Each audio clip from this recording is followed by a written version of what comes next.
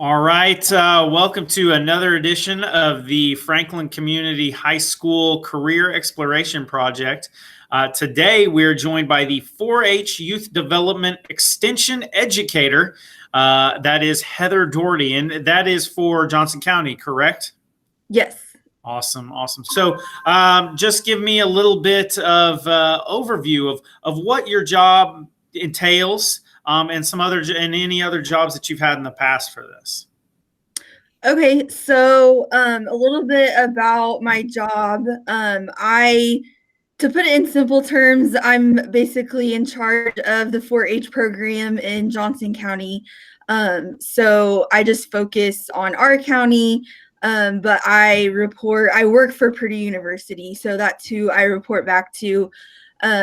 Some of the things that I do in my job, obviously in the summer, that's my busy time with the county fair.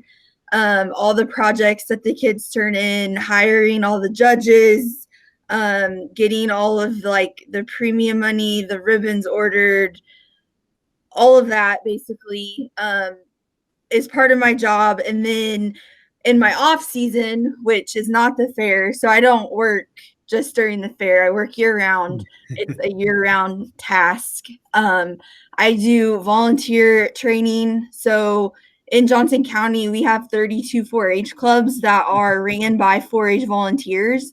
So I do all of the training, the onboarding process with them. I do all the financial management for the 4-H clubs, so they have their own bank accounts. So I have to audit clubs every year and make sure that we meet the guidelines that Purdue sets out for the clubs. I also do school enrichment programs. So in a non-COVID year, I go into schools and teach programs like Captain Cash. We do STEM programs. I also have like junior leaders and 4-H ambassadors that will go into the schools and do promotion for 4-H. So that's another aspect of my job. So I also do like animal identification. So all the animals that come to the fair, they have to have certain tags in their ears. They have to have DNA hair samples. They have to have their eyeballs scanned for retinal imaging. So I get to do that too. So it's a vast array of things depending on the year.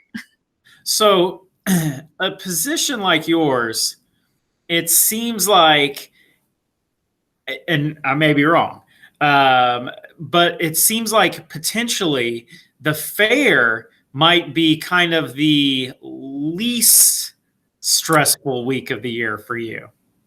That is a correct statement. So because we plan like all year for the fair is kind of like the celebration of 4-H. And so once I get to that week, it's like, thank goodness we made it ready for another year, especially after last year, because it was a roller coaster. Oh, I can't imagine. Yeah. So I've put on some events before, like planned races and fundraisers and stuff like that.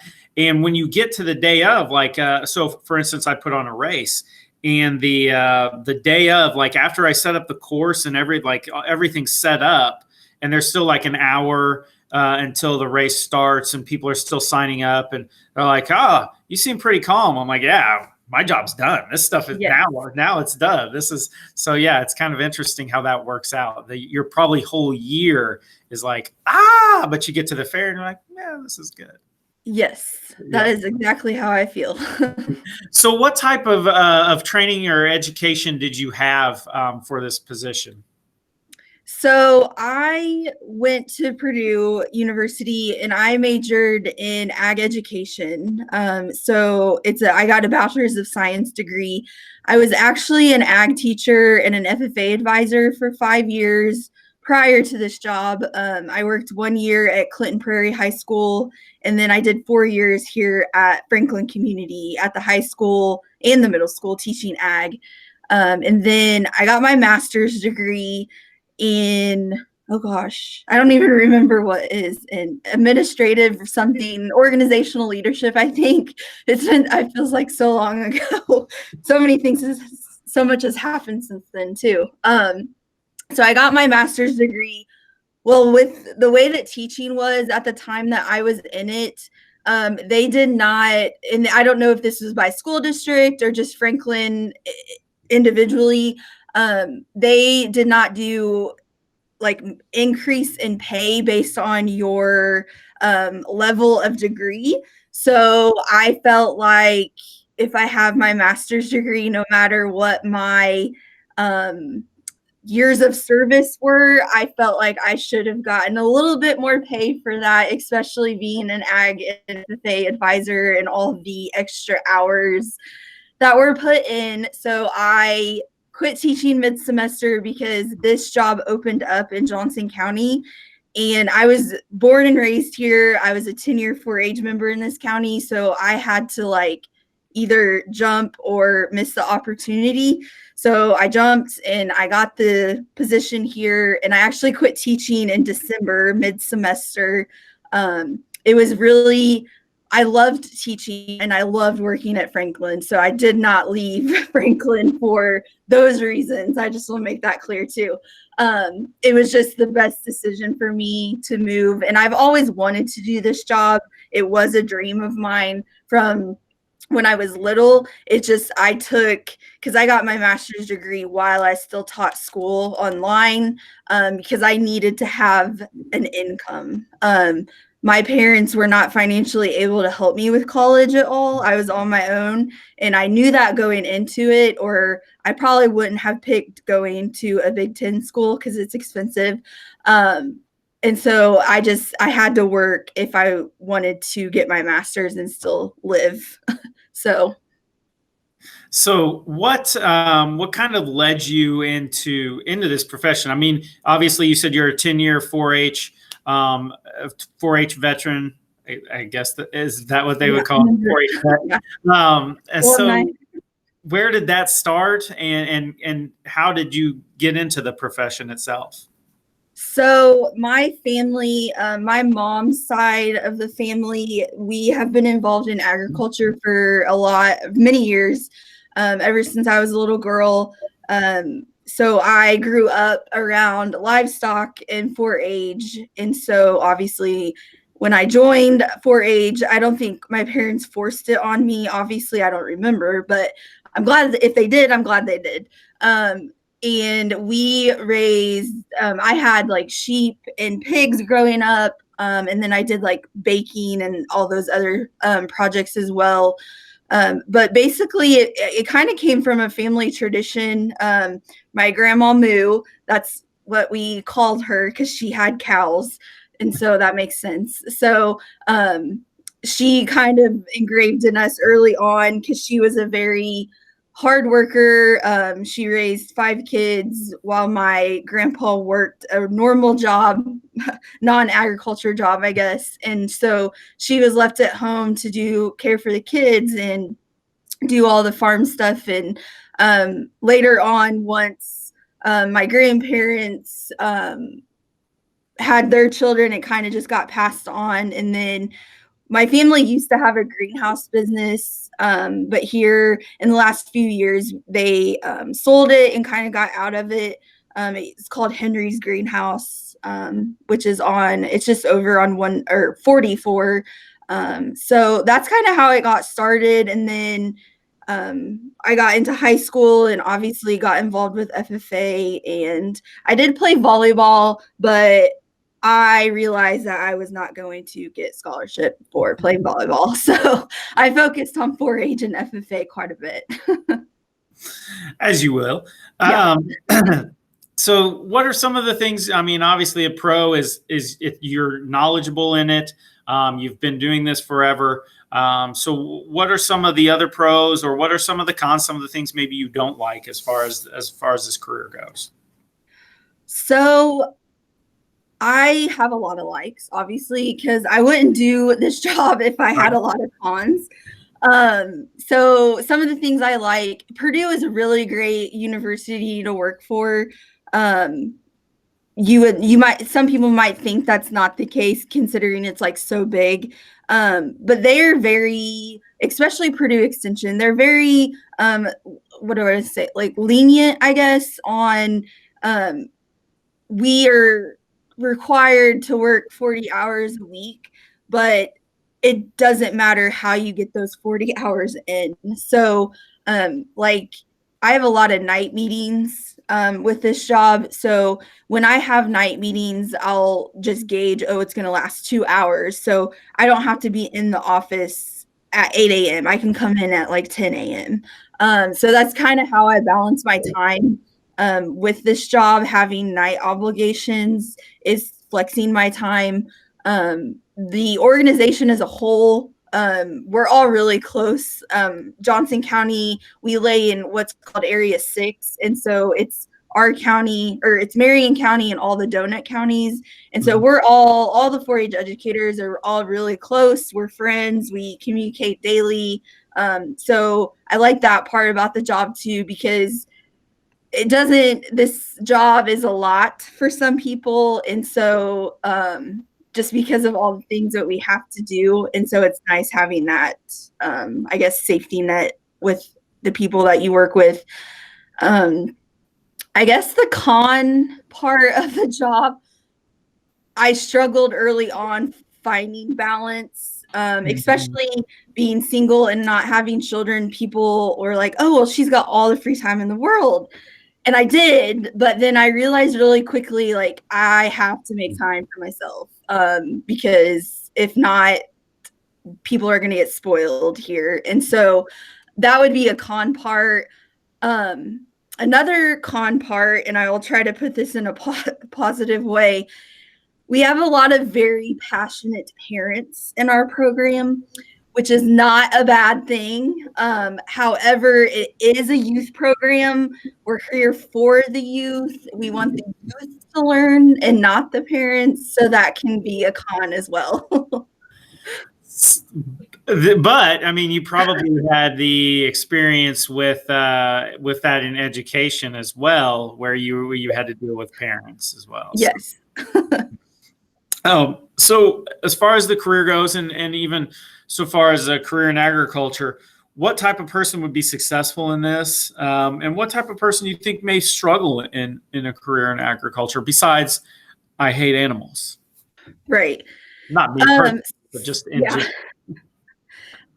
So you definitely have to have personable skills with people, like people skills, being able to communicate effectively, because you are, like, I have the 4-H council board that I work with, and I have the 4-H extension board. I have the 4-H or the fair board. So I go to all those meetings, and you have to be able to communicate effectively with everybody so that nobody feels left out. You have to have patience. And I've learned that a lot this year, because with COVID, you will have plan A, and then plan A does not work right now. And so then you go to plan B, and sometimes you have to go to plan C. So definitely have to have patience in this job. So you have to have organization skills, because I just listed, 3 meetings that I have every month. So you have to have a calendar. You have to write things down. You're in an office here with, so we have 2 secretaries, and then we have a community wellness coordinator, but we also have 2 other educators that work in the office that are ag and natural resources, and then health and human sciences. And you have to communicate with them to let them know, hey, I'm not going to be in the office today, so they don't think you're like just out having a fun day or whatever. So some of this, like the skills, organization, communication, a team player, those are types of skills that you'll have to have. Definitely, if you don't like animals, I probably would not advise this career, because you do have to work with them. So okay. So before I move on to the next question, could you do me a favor real quick? Mm-hmm. Could you turn off your camera and then turn it back on? Yes. Because we're a little bit behind, so I wanted to see if that would catch you back up as far as your as far as the audio and the video. We're a little bit behind with that. Okay. Turn it back on now. Yeah. Okay. It's probably my internet. It's okay. There we go. Let's see. I think we're good now. I think we're caught back up. Okay. So Okay. sorry about that little break. So what can someone do to prepare for this profession and career in this field, as far as even classes in high school or beyond that? Well, first of all, like all the classes in high school are important in this career, I feel like, because even the math classes, because there is a financial aspect to this job that I have to do. So understanding, each 4-H club has to apply for what they call, it's the IRS 990 postcard e-file. So even math classes are important. But I would say, obviously, ag classes, I'm an advocate for those, obviously, given my background. So anything with ag classes are important. But, even the classes that you take in the facts department, or I think that's what they still call it now, like I'm teaching a program in a couple weeks to prepare kids to babysit. So, those classes are important too. This job is a vast array of things. So being well-versed in every area is important. But I will say it's okay not to be the expert at everything. So if I wanted to teach kids how to can food, I would not be the person for that. I would find somebody to teach that, because I would probably blow up the oven or something. So realizing your strengths are important, I guess, in this job too. I know that wasn't the question, but I would just say you take a vast array of classes. Don't take, especially your electives. Don't, sometimes kids will stick to one department in the high school with their electives. Just take everything that you can, learn new things. Yeah, absolutely. Just always being well-rounded is very important. So last question. Think back to when you were in high school, 16, 17 years old. What is just one piece of advice you think you wish you had, or if you want to just give a general piece of advice to high school students? So the first thing that I will say is, if you want to go to a huge college that costs a lot of money, don't let that stop you from doing that. No matter what your family financial background is, because like I said, my family they weren't in a position to help me with college. And I knew that from the get-go, but that didn't stop me from going to Purdue. I can be stubborn sometimes to get what I want. And so there's loans obviously out there. So once you have a good job, you can pay back those loans. Something else is the 21st Century Scholar Program that you can apply for in middle school. If you qualify, that's a huge benefit. I did not qualify for that in high school or middle school, so I didn't get to participate in that program. But I am doing the First Scholars. I'm a mentor for the First Scholars currently, and my girl, she's a senior this year, so I was the first group that started. So I feel super old saying that, but scholarships are another thing. Apply for every scholarship that you can. There are some scholarships here, like within 4-H, that kids just don't apply for. And I'm like, why did you not apply for that? Like, nobody applied for it. You would have got it. So apply for everything that you can for scholarships, because it's free money. Yeah, absolutely. And is that scholarships just for kids in 4-H or just in general? So the ones that we have here are just for kids in 4-H. But I can't remember the website. You probably know the website for the scholarships, where like if you have brown hair, you can apply for a scholarship. So just applying for everything that you can, and starting early enough to where you don't feel like stressed. You're going to feel stressed no matter what, but doing it early enough so you have time to do it all. Yeah, absolutely. Absolutely. So great advice. you've got your teacher hat on there too, and your development hat on. So once again, Heather Dougherty, the 4-H Youth Development Extension Educator, the head of Johnson County for that. Thank you for joining us. We really appreciate your time. Thank you.